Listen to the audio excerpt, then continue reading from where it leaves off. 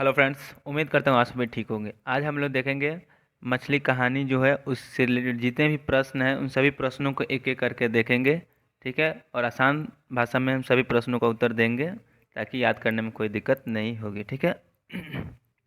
एक एक प्रश्न को देखेंगे। ठीक है, तो ये जो भी प्रश्न है ये सभी आपके पुस्तक से रिलेटेड है, जो आपके एग्जाम के लिए बहुत ही ज़्यादा इम्पोर्टेंट्स है।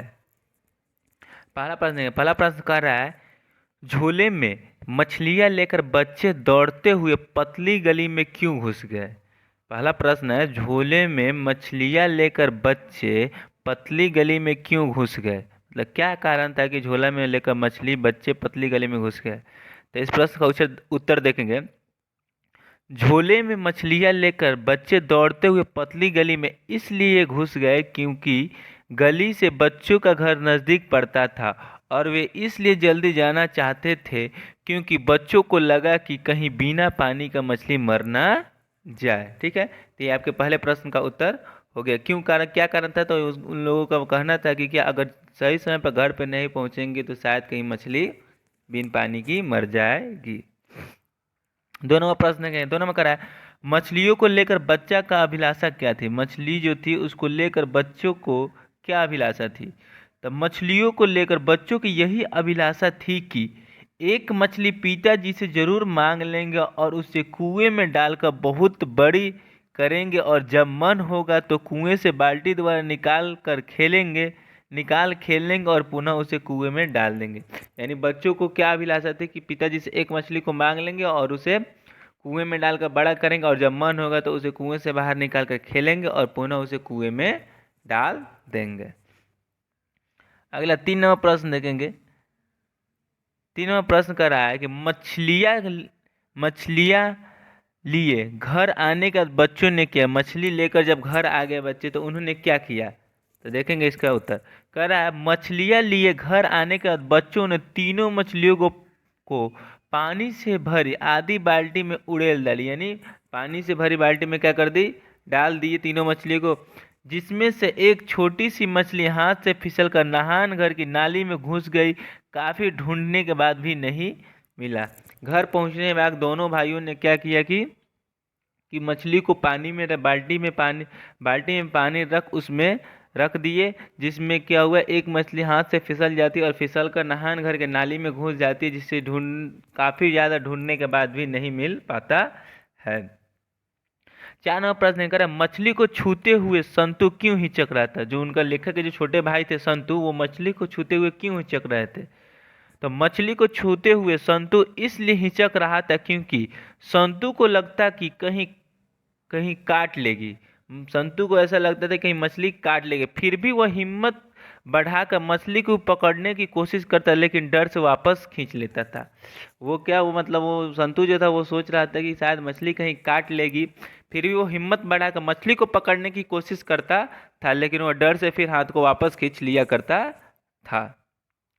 अगला प्रश्न देखेंगे हम लोग। मछली के बारे में दीदी ने क्या जानकारी दी थी और बच्चों ने उसकी परख कैसे की। मछली के बारे में दीदी ने क्या कहानी बताई हुई थी। तब मछली के बारे में दीदी ने यह जानकारी दी थी कि मरी हुई मछली की आंखों में आदमी की परछाई नहीं दिखाई देता। मरी हुई मछली की आंखों में आदमी की परछाई नहीं दिखाई देता। यह बात किसने कही थी, दीदी ने कही थी। और इसी बात की परख करने के लिए बच्चों ने उस मछली की आंखों में दूर से सिर झुकाए अपना परछाई देखने का प्रयास करता, ताकि बच्चा जान सके कि मछली मरी हुई है या फिर जिंदा है।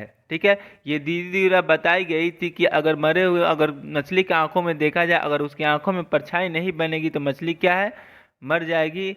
अगर परछाई बन जाएगी तो मछली जीवित रहेगी। क्वेश्चन नंबर 6 देखें, संतु क्यों उदास था। संतु का उदास होने का क्या कारण था। तो संतु इसलिए उदास हो गया क्योंकि मछलियों के लिए उसकी माँ मसाला पीस रही थी और संतु यह कहता हुआ उदास हो गया कि भैया मछली अभी कट जाएगी। संतु क्यों उदास हो गया, क्योंकि संतु को पता चल गया था कि क्या माँ जो है मसाला पीस रही है, और संतु यह कहता हुआ उदास हो गया कि भैया अब मछली क्या हो जाएगी, कट जाएगी। क्वेश्चन नंबर 7 है। क्वेश्चन नंबर 7 कर रहा है, घर में मछली कौन खाता था। घर में जो था मछली कौन खाता, वह कैसे बनाई जाती थी। तो घर में मछली पिताजी के अलावा कोई नहीं खाता था। और मछली बनाने के लिए भग्गू नामक एक व्यक्ति था। मछली बनाने के लिए क्या था, एक भग्गू नामक व्यक्ति था, जो मछलियों को पहले उठाकर पत्थर पर 2-3 बार पटकता और पूरे शरीर में राख मल पट्टा पर रखकर उसको काटा करता था।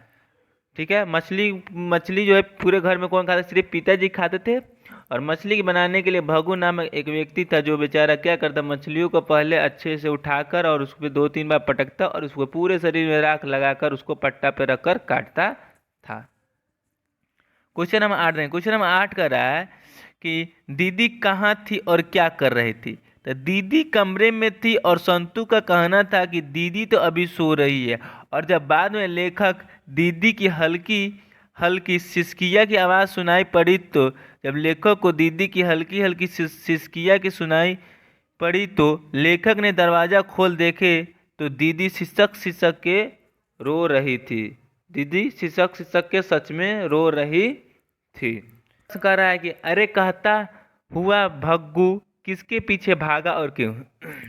इस कहानी को पढ़ेंगे तो उसमें बताया गया कि अब भग्गू जो है संतू के पीछे अरे कहते हुए भागता है। तो वही प्रश्न करा, अरे अरे अरे कहता हुआ भग्गू किसके भागा, किसके पीछे भागा और क्यों भागा। तो अरे अरे कहते हुए भग्गू संतू के पीछे भागा और भग्गू संतू के पीछे भागा और भग्गू के पीछे इसलिए भागा क्योंकि संतू ने एक मछली अंगोछे से उठाकर बाहर की तरफ भागा और संतू भागता हुआ कुएं के पास जाकर जानबूझकर जमीन पर लेट गया और मछली को अपने दोनों हाथों से पेट में छुपाए हुए था। और भग्गू मछली छीनने की पूरी कोशिश कर रहा था क्योंकि भग्गू को डर था कि संतू कहीं मछली को कुएं में ना फेंक दे। यही कारण था कि क्या है, वो भग्गू अरे अरे कहता हुआ संतू के पीछे भागता है। अगला प्रश्न देखेंगे। अगला प्रश्न कर रहा है मछली और दीदी में क्या समानता दिखलाई पड़ी है। इस कहानी में मछली और दीदी में क्या समानता दिखाई देता है। मछली और दीदी में समानता यही दिखाई पड़ी कि जिस तरह मछली अंगोछे में छटपटा यानी लहरना देख रहे थे लेखक जो उनको, तो वही कह रहा मछली और दीदी में समानता यही दिखाई पड़ी कि जिस तरह मछली अंगोछे में छटपटा रही थी, ठीक उसी प्रकार दीदी को हिचकी लेते हुए पूरा शरीर सिहर उठता था। यही दोनों में क्या थी, समानता थी मछली और दीदी में। जिस प्रकार मछली दर्द से छटपटा रहा था, ठीक उसी प्रकार दीदी भी क्या, जब हिचकी लेती थी तो उनका पूरा शरीर क्या होता था, सिहर उठता था। क्वेश्चन नंबर 11 देंगे। कह रहा है पिताजी किससे नाराज थे और क्यों थे। पिताजी थे वो किससे नाराज थे।